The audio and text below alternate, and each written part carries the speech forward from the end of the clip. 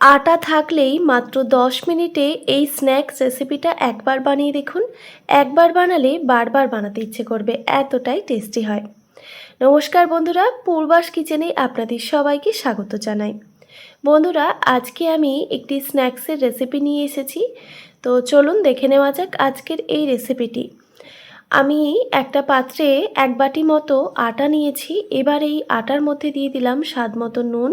এবার নুনটা খুব ভালোভাবে মিক্স করে নিয়ে এবার এখানে আমি দিয়ে দিচ্ছি প্রায় 2 টেবিল চামচ পরিমাণে সাদা তেল।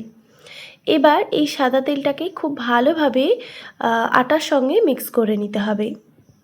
তো দেখুন খুব ভালোভাবে কিন্তু তেলটা মিক্স হয়ে গেছে। এবার আমি একটি বাটিতে একটা ডিম ভেঙে নিয়েছি দেখুন। এবার এই ডিমের মধ্যে দিয়ে দিচ্ছি সামান্য পরিমাণে নুন। এবার ডিমটাকে খুব ভালোভাবে ফেটিয়ে নিতে হবে।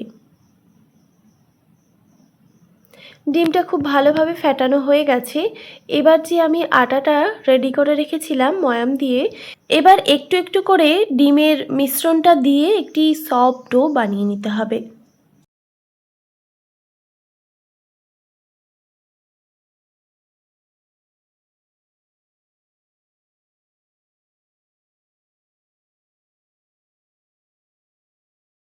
তো দেখুন একটা ডো আমি বানিয়ে নিয়েছি। ডোটা কিন্তু খুব বেশি শক্তও না, আবার খুব বেশি নরমও না, ঠিক এইভাবেই কিন্তু রেডি করে নিতে হবে। এবার আমি এই ডোয়ের মধ্যে কিছুটা পরিমাণে সাদা তেল মেখে নিচ্ছি, যাতে ডোটা ড্রাই না হয়ে যায়। তেলটা খুব ভালোভাবে মাখা হয়ে গেলে এবার আমি এই ডোটাকে রেস্টে রেখে দেব প্রায় 10 থেকে 15 মিনিট মতো। ততক্ষণে আমি একটা পুর রেডি করে নেব। একটা প্যানের মধ্যে দিয়ে দিচ্ছি কিছুটা পরিমাণে সাদা তেল। প্রায় 2 টেবিল চামচ পরিমাণে এখানে আমি সাদা তেল ব্যবহার করেছি। এবার তেলটা খুব ভালোভাবে গরম হয়ে গেলে এখানে আমি দিয়ে দিচ্ছি 2 টেবিল চামচ পরিমাণে রসুন কুচি। এবার গ্যাসের ফ্লেমটা লোতে রেখে এই রসুনটাকে একটু হালকা করে ভেজে নিতে হবে।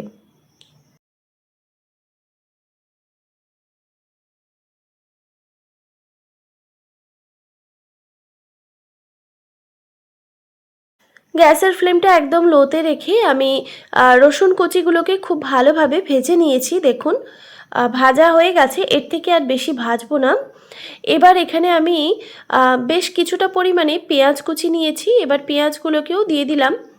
এবার রসুন আর পেঁয়াজ একসঙ্গে ভেজে নেব। আবারও বলছি, গ্যাসের ফ্লেমটা একদম লোতে রেখে। পেঁয়াজ আর রসুন ভাজার সময় আমি কিন্তু এখানে কোনো রকম নুন কিংবা কোনো মশলাই এখানে অ্যাড করব না। শুধুমাত্র গ্যাসের ফ্লেমটা লোতে রেখে হালকা তেলে একটু নাড়াচাড়া করে হালকা ব্রাউন কালার করে ভেজে নিয়েছি দেখুন। ভাজা হয়ে গেছে, এর থেকে আর বেশি ভাজবো না। এবার আমি গ্যাসের ফ্লেমটা অফ করে এগুলোকে একটু ঠান্ডা করে নেব। এরপর দেখুন এখানে আমি 3টে মিডিয়াম সাইজের আলু নিয়েছি, সেদ্ধ করা আলু, সেদ্ধ করে খোসা ছাড়িয়ে রেখেছি। এবার আমি আলুগুলোকে একটা মিক্সিং বোলে গ্রেট করে নিচ্ছি।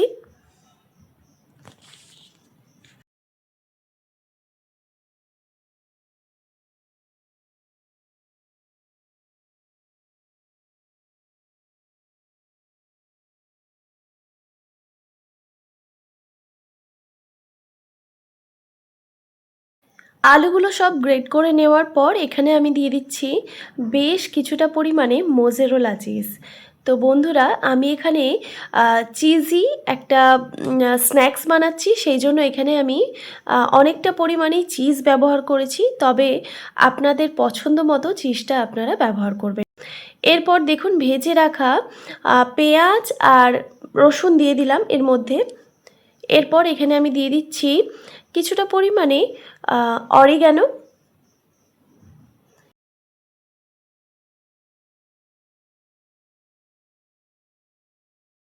এরপর ঝালের জন্য দিয়ে দিচ্ছি চিলি ফ্লেক্স। তবে আপনারা চাইলে এখানে কাঁচা লঙ্কাও ব্যবহার করতে পারেন। আমি এখানে খুবই অল্প পরিমাণে চিলি ফ্লেক্সটা ব্যবহার করলাম। যেহেতু বাচ্চার জন্য বানাচ্ছি, তাই ঝালের পরিমাণটা একটু কমই রেখেছি। আর কিন্তু আমি এখানে কোনো রকম কাঁচা লঙ্কা কিংবা গুঁড়ো লঙ্কার ব্যবহার করব না। এরপর এখানে আমি দিয়ে দিলাম স্বাদ মতো নুন। এবার খুব ভালোভাবে এই উপকরণগুলোকে মিক্স করে নিতে হবে।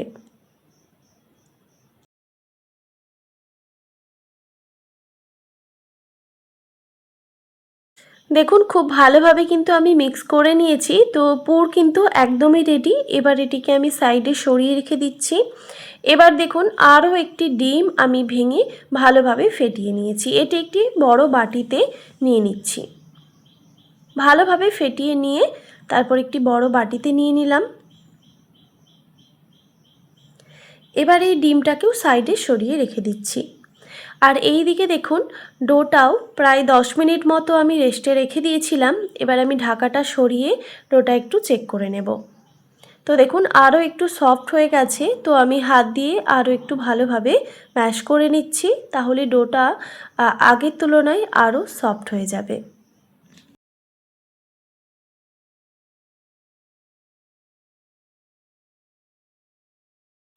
খুব ভালোভাবে ম্যাশ করে নেওয়ার পর এবার এর থেকে আমি ছোট ছোট লেচি কেটে নেব। একদম ছোট ছোট সাইজে আমি লেচিটা কেটে নিচ্ছি। ঠিক যেমন আমরা লুচি বানাই সেইভাবেই কিন্তু লেচিগুলো কেটে নিতে হবে।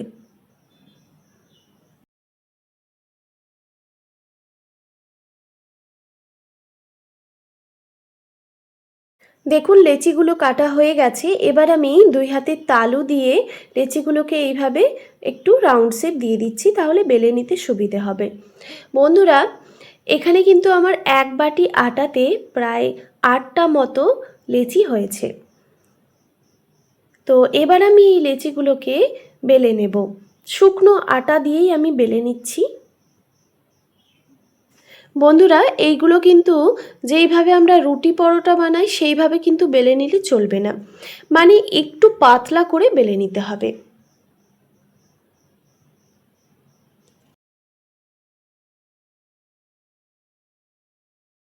দেখুন বেলা হয়ে গেছে, খুবই পাতলা করে বেলে নিয়েছি, মানে ঠিক যেইভাবে আমরা রুটি বানাই তার থেকেও কিন্তু একটু পাতলা করে বেলে নিয়েছি। এবার যেই পুরটা রেডি করে রেখেছিলাম সেখান থেকে একটু পুর নিয়ে এইভাবে দেখুন হাত দিয়ে প্রেস করে ঠিক এইভাবে রেডি করে নিতে হবে। এবার এই রুটির মধ্যে আমি এই পুরটা দিয়ে দিলাম। এবার এটাকে খুব ভালোভাবে মুড়ে নিতে হবে। ঠিক কিভাবে মুড়ে নিচ্ছি সেটা আপনারা একটু লক্ষ্য করুন, তাহলে বুঝতে পারবেন। তো দেখুন এবার এখানে আমি কিছুটা পরিমাণে জল নিয়ে নিয়েছি, তাহলে রুটিটা খুলে যাবে না, মানে সুন্দরভাবে এটা লেগে থাকবে। এবার এই সাইডগুলোকেও খুব ভালোভাবে সিল করে দিতে হবে, যাতে ভেতরের পুরটা কোনোভাবেই বেরিয়ে না আসে।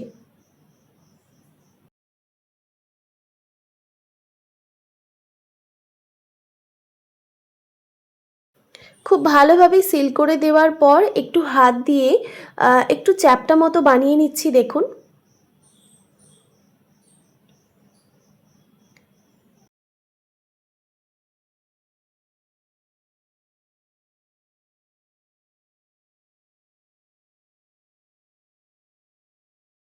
এবার যে আমি ডিমের মিশ্রণটা রেডি করে রেখেছিলাম সেই ডিমের মধ্যে আমি এই রুটিটাকে দিয়ে দিচ্ছি, মানে এই রোলটাকে দিয়ে দিচ্ছি। তারপর খুব ভালোভাবে ডিমের মধ্যে ডিপ করে নিয়ে এবার দেখুন এখানে আমি একটি প্লেটের মধ্যে কর্নফ্লেক্স গুঁড়ো নিয়েছি। তবে আপনারা চাইলে এখানে বিস্কুটের গুঁড়ো কিংবা ব্রেড গ্রামসও ব্যবহার করতে পারেন। তো বন্ধুরা, এখানে একটা ছোট টিপস বলে রাখি, আপনারা যদি একটু বেশি ক্রাঞ্চি পছন্দ করেন সেক্ষেত্রে আপনারা এই কর্নফ্লেক্স গুঁড়োই ব্যবহার করবেন। এবার খুব ভালোভাবে এটাকে কোট করে নিতে হবে। আমি এখানে একটা কোটই রাখছি, তবে আপনারা চাইলে ডবল কোটও দিয়ে দিতে পারেন। তো দেখুন একটা রেডি হয়ে গেল। এইভাবে আমি সবগুলোই রেডি করে নেব। এবার এগুলোকে ভেজে নিতে হবে, সেই জন্য আমি প্যানের মধ্যে বেশ কিছুটা পরিমাণে সাদা তেল নিয়েছি। তো এইগুলোকে কিন্তু আমি ডিপ ফ্রাই করব না, স্যালো ফ্রাই করছি, তবে আপনারা চাইলে ডিপ ফ্রাইও করতে পারেন। এবার তেলটা খুব ভালোভাবে গরম হয়ে আসলে এইগুলো এবার একে একে দিয়ে এগুলোকে ভেজে নিতে হবে গ্যাসের ফ্লেমটা লো টু মিডিয়ামে রেখে। তো সবগুলো একসঙ্গে ভাজা যাবে না, আমি এগুলোকে দুটো ব্যাচে ভেজে নেব।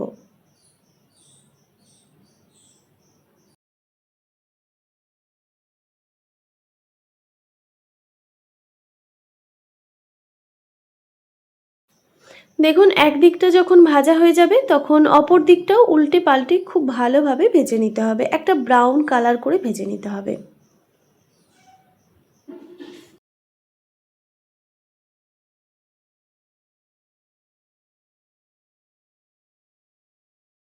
গ্যাসের ফ্লেমটা লো টু মিডিয়ামে রেখে এগুলোকে দেখুন খুব ভালোভাবে ভেজে নিয়েছি, একটা সুন্দর কালার এসে গেছে।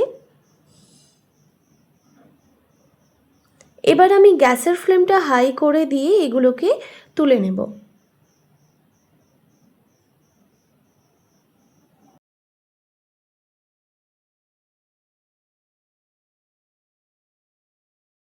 ওইগুলো তুলে নেওয়ার পর এবার আমি বাকিগুলোও একইভাবে ভেজে নেব।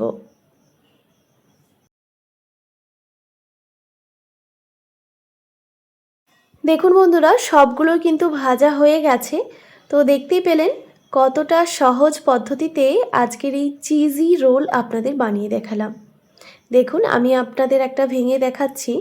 দেখুন দেখতে কতটা সুন্দর হয়েছে, খেতেও কিন্তু ভীষণই টেস্টি হয়, আর বাচ্চাদের বানিয়ে দিলে তো খুবই খুশি হবে। তো আপনারা অবশ্যই এই পদ্ধতিতে একবার হলেও ট্রাই করবেন, আর কেমন লাগলো অবশ্যই একটি ছোট্ট কমেন্ট করে জানাবেন। আশা করি আজকের এই রেসিপি আপনাদের ভালো লেগেছে।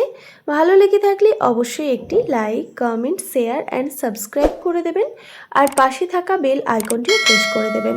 তাহলে নিত্য নতুন রান্নার ভিডিওগুলি আপনাদের কাছে পৌঁছবে। ভালো থাকবেন, সুস্থ থাকবেন। দেখা হচ্ছে নতুন কোনো রেসিপি নিয়ে। আর এতক্ষণ আমার সঙ্গে থাকার জন্য আপনাদের সবাইকে অনেক ধন্যবাদ।